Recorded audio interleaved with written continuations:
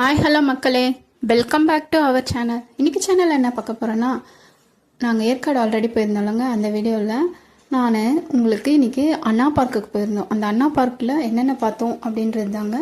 பாருங்கள், இந்த மீன் அப்புறம் எல்லாமே பூவிலே அழகழகாக டெக்கரேட் பண்ணியிருந்தாங்க. சூப்பராக கலர்ஃபுல்லாக இருந்துச்சு. அதை தான் உங்களுக்கு ஷேர் பண்ணுறேன். பாருங்கள், இந்த பூ பாருங்கள் எவ்வளோ சூப்பராக இருக்குது.